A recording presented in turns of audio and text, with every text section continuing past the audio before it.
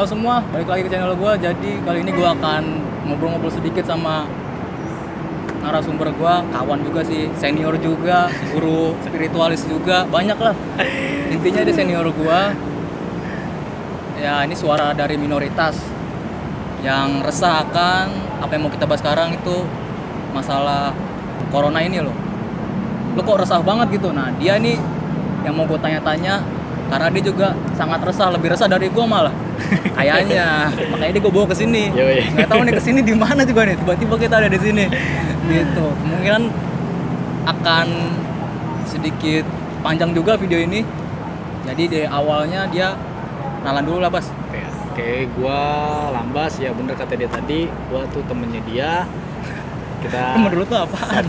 satu sekolah dulu ya, kita tuh Oh iya, satu bener-bener. sekolah, satu tongkrongan, satu gereja gitu ya. Karena kita ya kalau dibilang hanya itu pokoknya kita satu tongkrongan lah, kita udah lama Iya, kenal. sering banget. Cuman ternyata kita punya keresahan yang sama, akhirnya kita bisa ketemu di sini di tempat yang nggak tahu nih. Nggak tahu deh apaan nih tempatnya.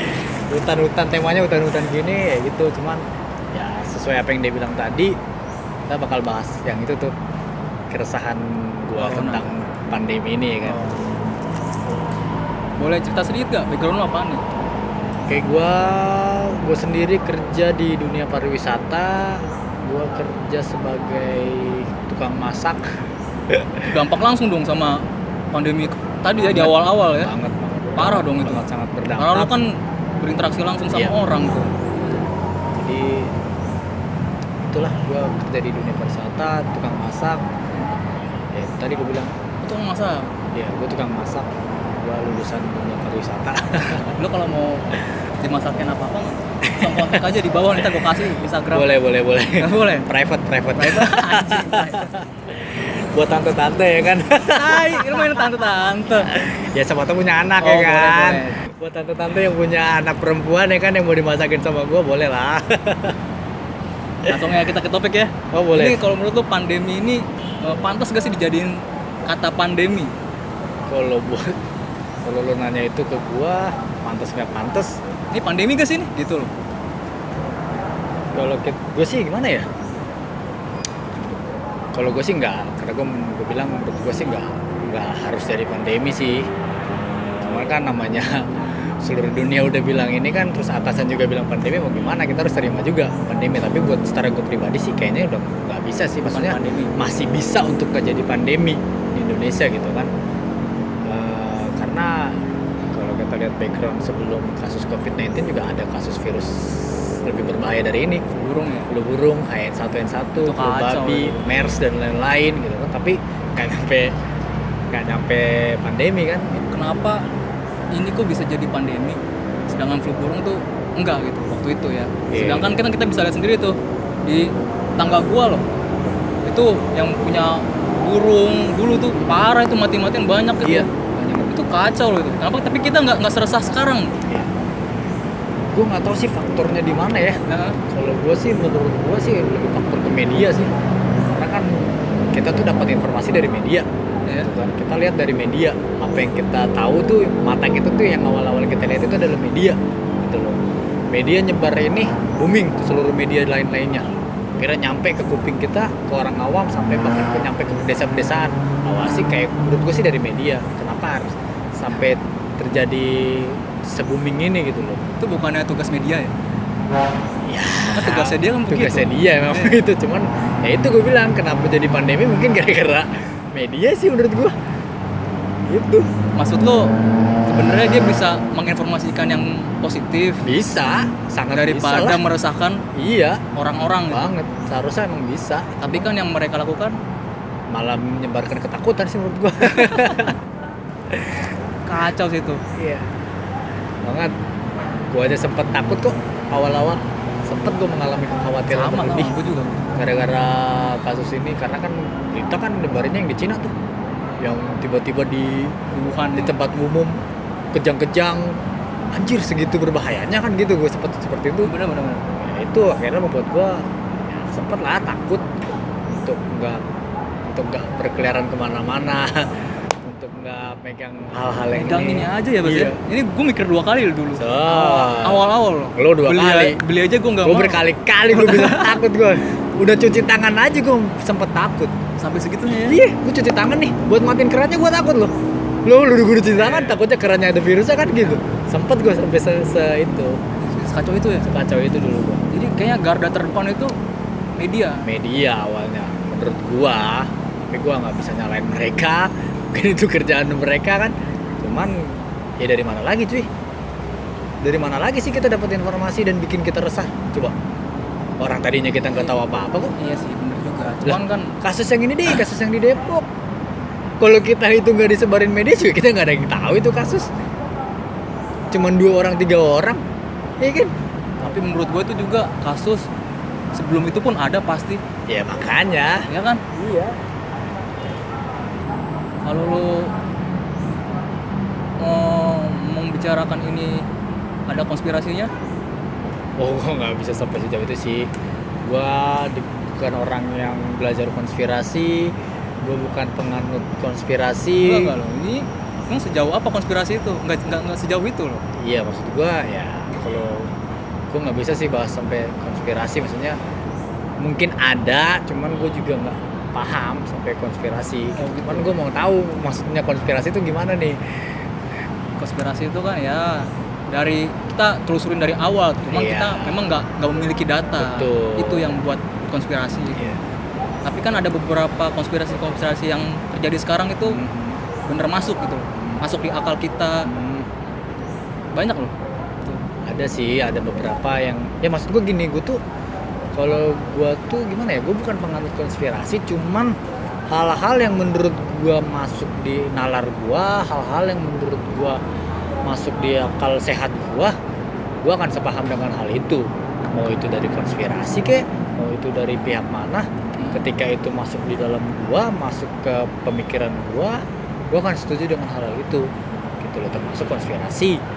Atau bahkan media pun kalau menurut gue dia menginformasikan hal-hal yang nalar gue terima ya gue terima gitu loh. Tapi ketika dia yang apa istilahnya hal-hal yang nggak sesuai dengan gue, ya gue nggak akan terima hal itu. Termasuk dari konspirasi juga, kalau konspirasinya gue nggak nyampe nih, gue nggak sampai itu, gue nggak akan terima itu gitu loh. Tapi sayangnya lebih banyak yang nggak kita bisa terima ya, Iya. yang mereka sebarkan itu. Betul. Itu yang bisa ngeresahin orang-orang sampai Iya. sekarang ini. Ya, betul. Sampai ada yang benar-benar nggak keluar rumah sama sekali, Ya, saking takutnya. pas awal-awal kan sampai 14 hari. Oh kacau itu. di Ditambah awal. lagi, ditambah lagi. Setuju gak? Rapid swab itu dilaksanakan sebagai indikasi kita.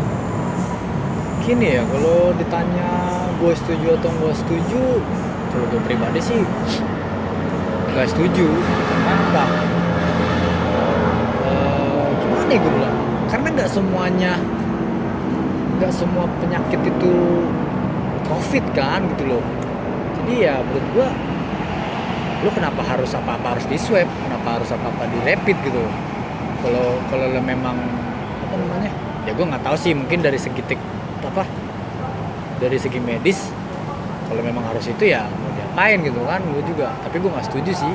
Tapi kalau menurut lo dilaksanakan rapid dan swab itu untuk membuat orang ini dia tuh terpapar COVID atau enggak, itu menurut tuh cocok gak sih dilakukan? Sampai detik ini tuh nggak ada alat yang bisa mengukur orang ini kena COVID atau enggak. Ya itu kan, ya gue juga tahu tuh, gue ada beritanya kan, sampai akhirnya dia bilang tuh, ya gue juga kalau kayak rapid tuh, kemarin gue juga baru ngejalanin rapid di salah satu di perusahaan gue, ya kan, dengan biaya yang lumayan.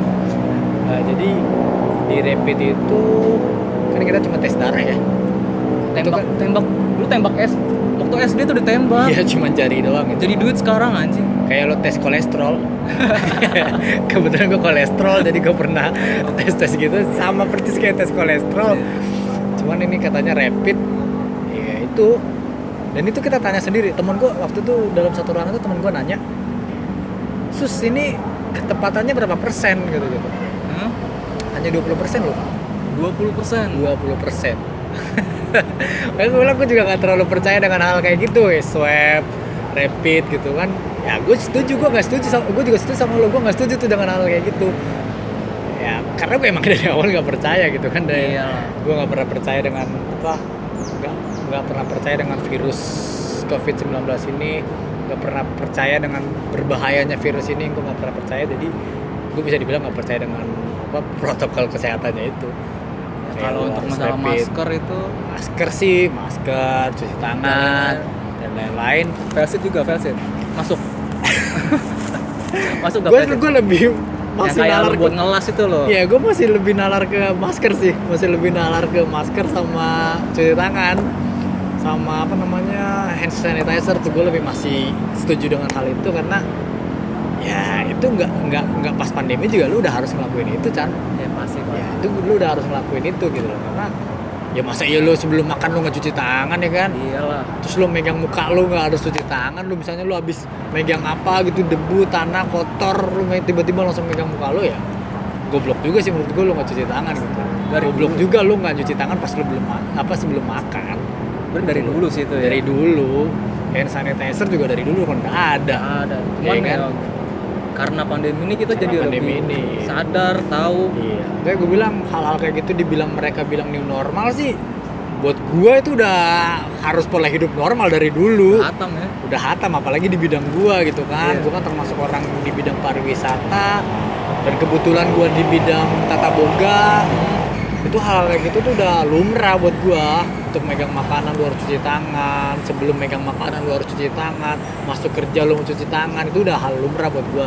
Cuman banyak orang teman-teman kita di luar sana yang belum tahu hal-hal seperti itu. Nah itu gue bilang memang ada positifnya, masa-masa pandemi ini. Jadi lebih kayak lo gini lo, Chan, kayak lo jadi ngebuka pikiran kita lagi bahwa kebersihan itu sangat penting gitu. Pasti. Itu sih positifnya buat dengan adanya pandemi ini. Negatifnya itu, Bas. Iya sih. Itu yang lebih didengung-dengungkan, yang lebih ditinggikan sama itu. Kesannya kan apa? Lo kena COVID pasti mati gitu kan. Itu negatifnya. Padahal mah enggak. Ya kan? Sama itu. sekali enggak. Enggak sama sekali. Orang enggak ada kok yang mati. Lo kena COVID langsung blek mati, enggak ada. Nggak ada. Ini lu harus garis bawain ya. Buat lu harus garis bawain banget tuh. Ya kita bukan orang pinter ya, maksudnya kita bukan orang medis juga, tapi lu pasti pernah nonton berita. Pasti. Dan di berita itu sudah sangat jelas dikatakan tidak ada yang meninggal karena COVID-19. Sangat tidak ada, bahkan persentasenya tuh cuma 0,000 berapa ya kan. Itu nggak nyampe 1%, dan nggak nyampe 0,1%, masih ada 0,0001. Berarti kan kagak ada berarti. Kemungkinan kita sembuh besar banget. Iya dong. Ya, lu mungkin di luar sana lebih pintar dari kita berdua ya kan. Dan lu bisa lah paham tuh yang di berita itu gitu. Makanya gue bilang lu jangan nonton mentah-mentah lah gitu kan. Dan kalau lu udah nonton berita dan lu udah tahu hal itu, ya lu jangan nyebarin ketakutan lagi buat keluarga lu gitu loh. Itu sih maksud gue. Ya, serem banget sih. Kalau untuk angka nih, bicara dengan angka kasus yang semakin tinggi, bahkan tiap hari itu makin banyak. Tapi beritanya itu nggak seheboh dulu. Padahal itu stabil kenaikan angka kasusnya. Sebenarnya kenapa lu? Ya ini sih ya, maaf nih gue bilang, gue bisa aja punya pikiran seperti ini. Kenapa angka dan jumlah kasus meningkat setiap hari?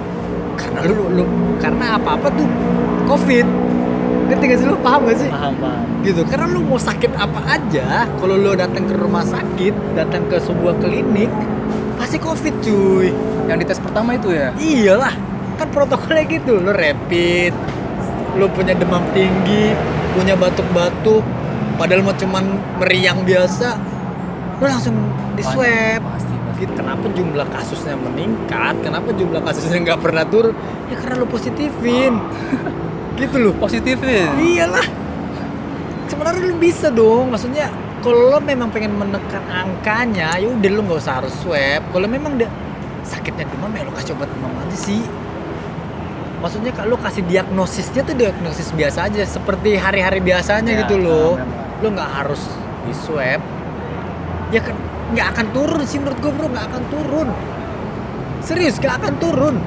Setiap hari akan meningkat, setiap hari akan ada kasus positif. Pasti, karena lu protokolnya begitu, lu demam dikit lu COVID. Lu ada contoh kasus konkret gak nih? Ya Lu ada. kalau ngomong begini semua orang ngomong begini. cuy. Iya, Ya ada, nggak? Ya gua nggak? ada, temen gua ada. Kasusnya fakta aja. Asli ada. kan nih? Asli. Lu nggak buat-buat nih kan? Kagak buat-buat, ada bukti chatnya gua sama dia. Kenapa?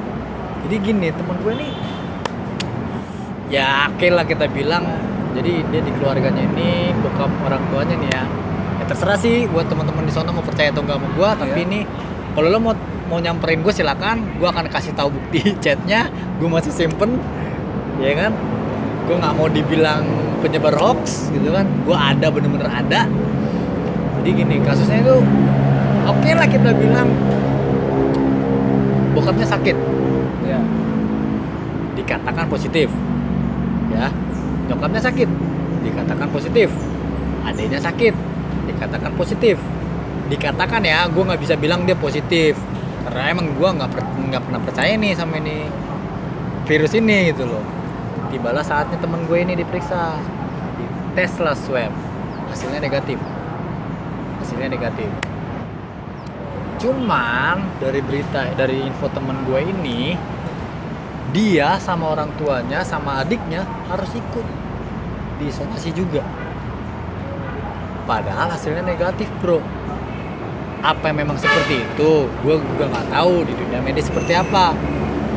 Tapi menurut gue secara logika, ketika lo sudah negatif, berarti lo nggak terpapar, gitu loh. Tapi alasannya dinas kesehatan, takutnya terpapar katanya gitu.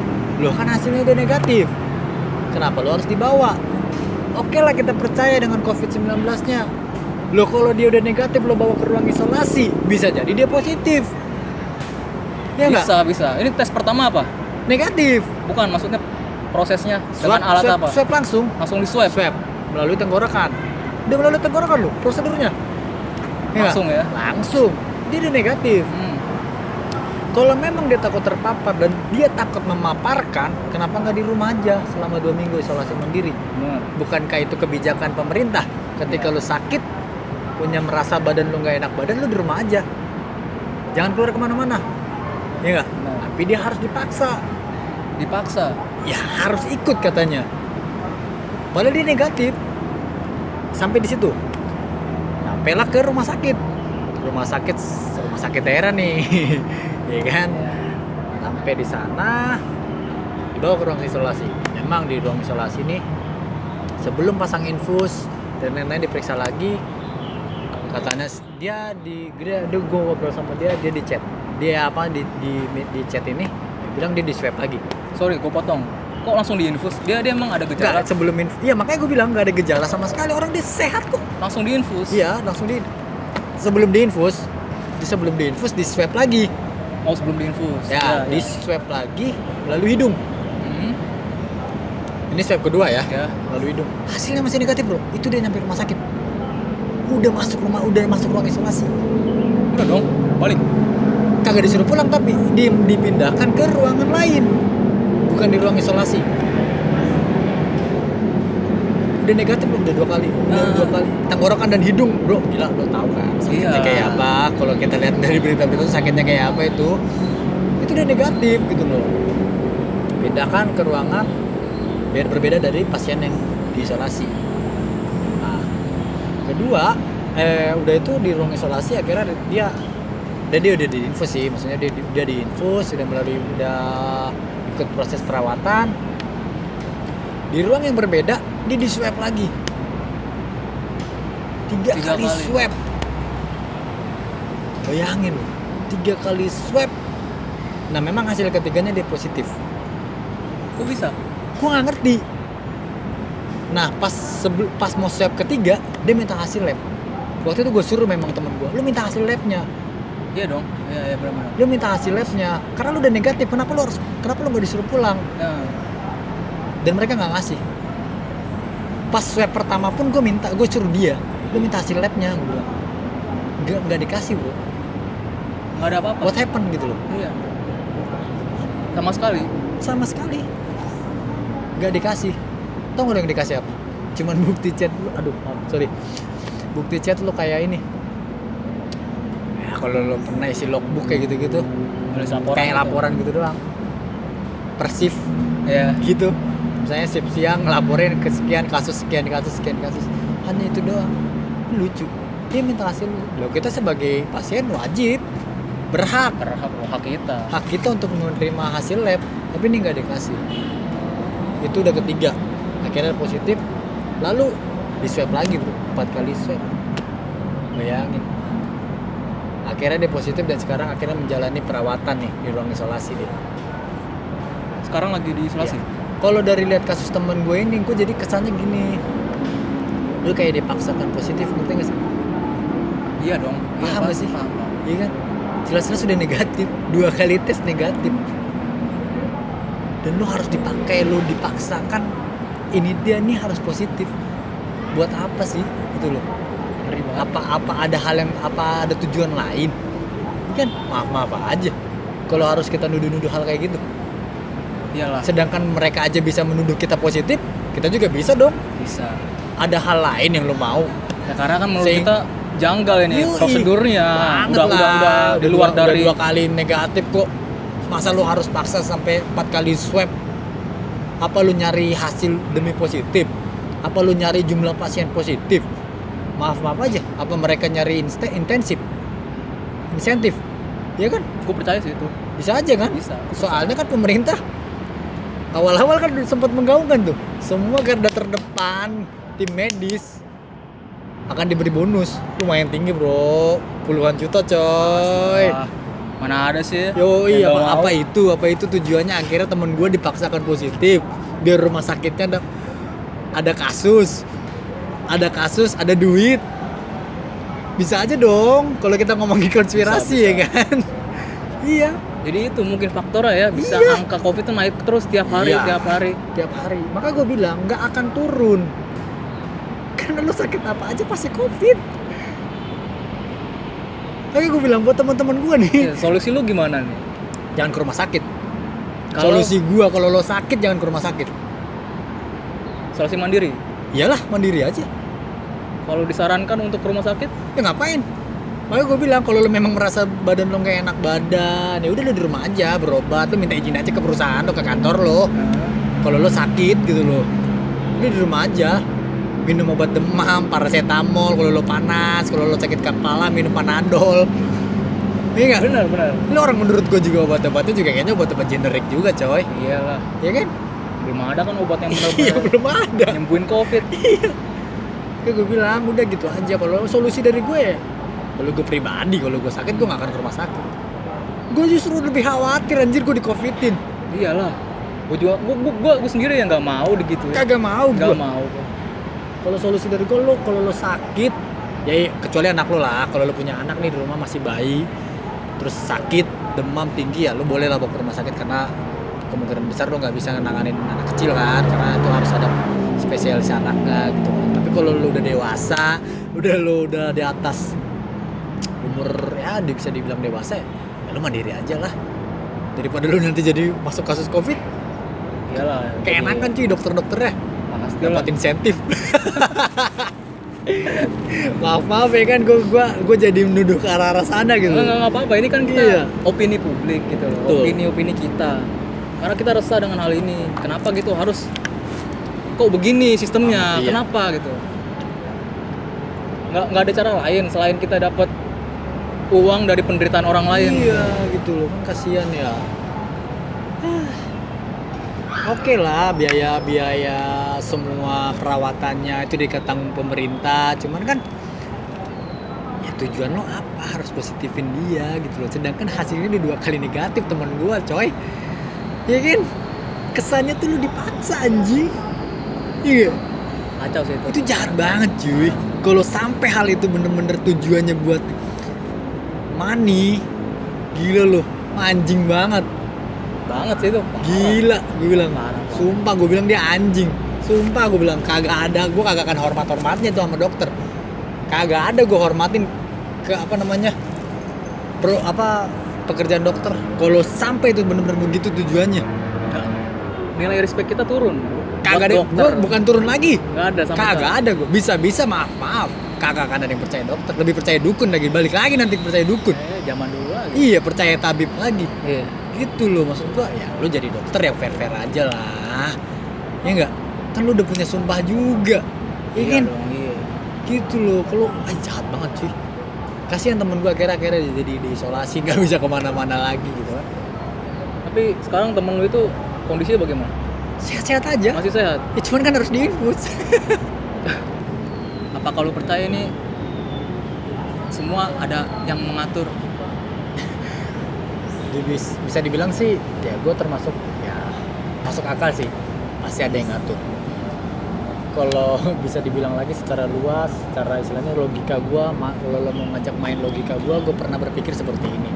Sebenarnya Indonesia itu bisa aja nggak kena vaksin kalau kita masalah ngomongin bisa aja nggak kena virus kalau kita ngomongin masalah konspirasi. Karena dari awal Indonesia tuh dari mulai Wuhan sampai sembuh pun Indonesia belum kena loh, ya kan? Belum ada beritanya. Belum ada berita dan bisa aja nggak kena gitu loh, sebenarnya bisa aja. Cuman kan kayaknya ada yang dipaksakan Indonesia harus kena, harus bikin kasus. Itu kalau kita bicara konspirasinya, jadi kayaknya tuh Indonesia tuh kalau lo nggak ada kasus, lo nggak akan diperhatiin oleh negara-negara adidaya sana gitu loh. Kayak misalnya WHO, lo nggak akan dapat bantuan dari WHO. Kayak IMF, kan IMF juga ada dana dari IMF. Kalau lo nggak punya kasus, lo nggak akan diperhatiin. Bisa aja kalau kita bicara konspirasi gitu kan, kayak elit global sana. Jadi ya kalau lo bilang, kalau masalah konspirasinya bisa terjadi hal-hal seperti itu, kita diatur oleh negara global gitu kan. Sampai pada akhirnya yang bertujuan untuk setelah lo divaksin, ya, andai kata lo terima vaksin, lo akan dikasih sesuatu sama mereka. Oh iya. Pernah denger Gue denger ya. Kayak chip gitu kan. Yoi. Itu menurut lo gimana? Itu udah ada loh. Ya udah ada sih katanya. Udah, bukan katanya, emang udah ada Bas. Udah ada yang membuat itu dan ada yang menggunakan. Kalau mau gue kasih tahu tuh di wilayah negara. Udah tahu belum negaranya? Belum tahu sih negaranya, gue belum tahu. Belum tahu, serius. Ya itu sih Negara Swedia Bas. Itu udah pakai Bas. Lu lihat di YouTube deh. Sumpah. Rata-rata mereka tuh udah pada pakai. Lu pernah dengar gak Swedia itu? Gue pernah nulis di story gue, Swedia itu nggak memasang kata lockdown di negara mereka. Bebas. Iya, dari awal. Ya, gue nggak ada kabarnya sih emang dari Swedia. Ada buktinya. Maksudnya nggak ada kabar mereka kena Ya. virusnya gitu kan, nggak ada lockdown juga, Nggak ada lockdown. nggak ada pakai masker PSBB, pun, nggak ada PSBB nggak ada. Iya. Lu ngerasa gak sih kok mereka bisa, kita kok begini gitu? Iya. Intinya sih sebenarnya gue sih pengennya kita jangan sampai larut, jangan berlarut-larut gitu loh. Kasus ini lu bikin jadi beban, Iya. jadi sebuah ketakutan, Pasti. dan akhirnya bikin stres. Itu sih. Tapi ya gue sih berharap juga nggak sampai bikin chip gitu ya kan. Jangan jadi ajang bisnis sih menurut gue. Gue sih menolak dengan kegiatan-kegiatan kayak chip seperti itu. Seolah-olah kan jadi kayaknya kita harus dikuasai oleh mereka gitu. Jadi kayak kita harus dikendalikan sama mereka. Nah itu gue nggak mau. Itu sih. Gue pernah denger COVID itu ada kepanjangannya, Bos. Tahu gak? Certificate of Identification. Menurut lu gimana? Jadi tanda untuk lu tuh sebenarnya buat didata sama mereka. Iya. Identitas lu tuh ada semua untuk mereka. Gue pernah dengar kabar itu, gue pernah baca beritanya juga, gue pernah lihat di salah satu Instagram dan YouTube. Mana ya gue ya? Kalau gue pribadi sih, mana sih gue kurang paham sejauh itu, tapi semoga itu nggak beneran itu sih maksud gue gitu loh. Takut juga ya. Iyalah, gila lu. Gue juga nggak mau kan jadi pribadi gue tuh dikuasain sama orang, jadi gue tuh kayak robot buat mereka.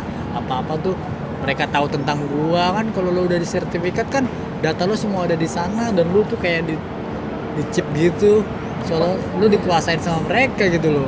Kalau misalnya kayak ya kan balik lagi dari pembahasan pertama, seharusnya Indonesia itu bisa nggak kena COVID, bisa nggak kena virusnya, tapi lo harus bikin kasus biar nanti IMF bisa ngasih suntikan dana, WHO bisa ngebantu ke tenaga kesehatan kita, bisa aja Bisa. kan gitu. Bisa banget. Bisa. Makanya gue bilang sebenarnya kita ini hanya tergantung kepala cuy. Serius, kepala kita tegas.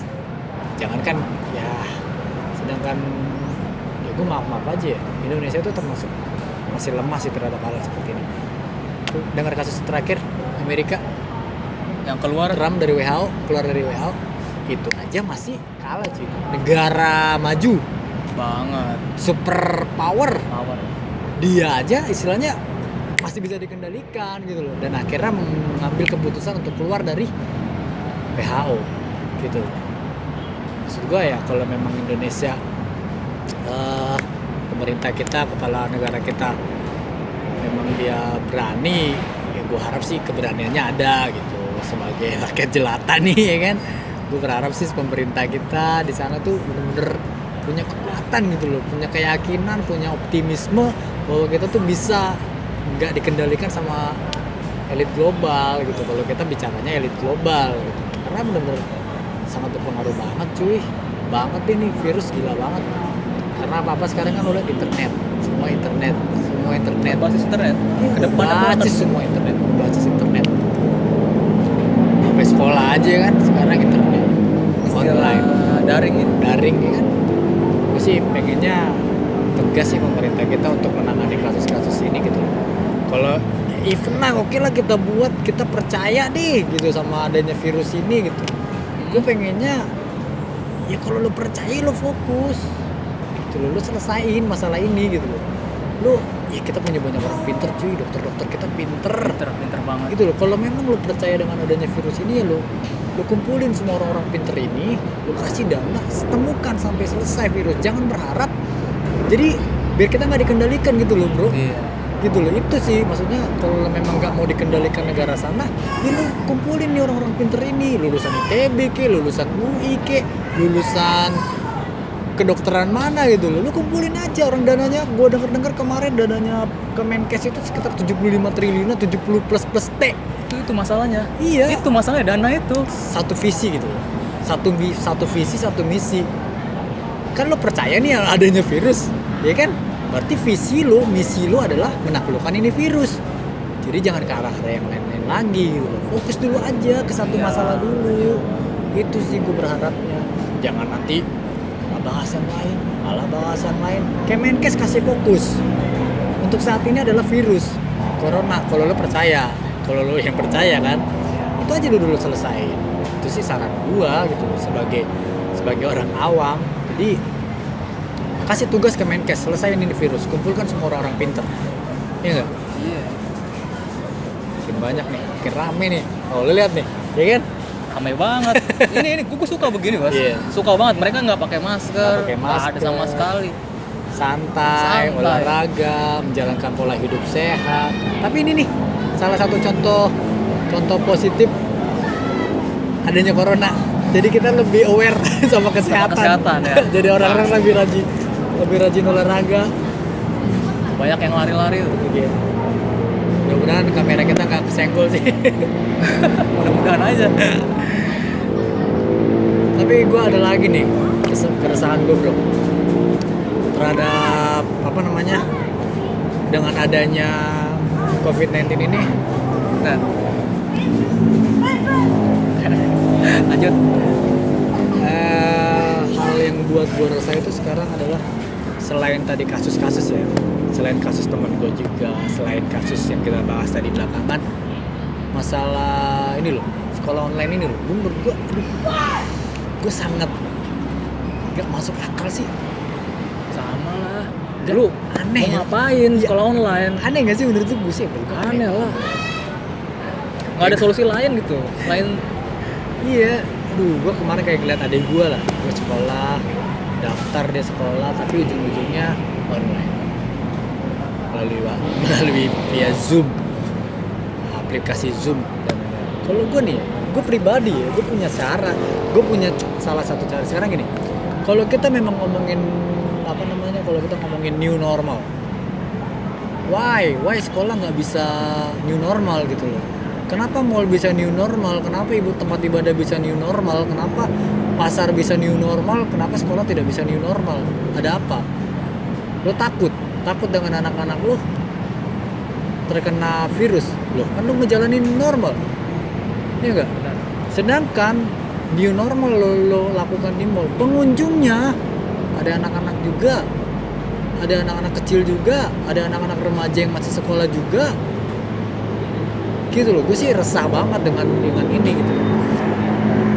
Sekolah itu tidak hanya dengan ini, tidak hanya untuk IQ. Dengan lo bisa bertatap muka itu ada hal-hal yang lo dapetin, ada kayak EQ ya kan, ada SQ gitu-gitu. Maksudnya ya, kalau gue kemarin pernah bikin juga di instastory gue, apa maksud gue, lo bisa sih nerapin new normal di sekolah. Misalnya lo dengan ini sih ya, buat gue bener-bener resah sih sama hal-hal kayak gini. Bisa aja kan lo bikin sekolah itu shift-shiftan. Sorry, gue potong dulu. Lu ganti kata new normal dengan yang lain. Gue nggak setuju sama itu. Gue lebih setuju kita adaptasi langsung. Dia adaptasi langsung aja gitu, adaptasi. Iya. Kayak dulu lu pernah kan sekolah masuk siang, masuk pagi. Benar. Bisa lo kayak Malam gitu. pun bisa. Bisa. Kenapa enggak? Kenapa lu nggak bikin sekolah itu tetap tatap muka, tetap bertemu dengan guru, tetap bertemu dengan teman-teman mereka, tapi lu batasi masa jam pelajarannya. Ya.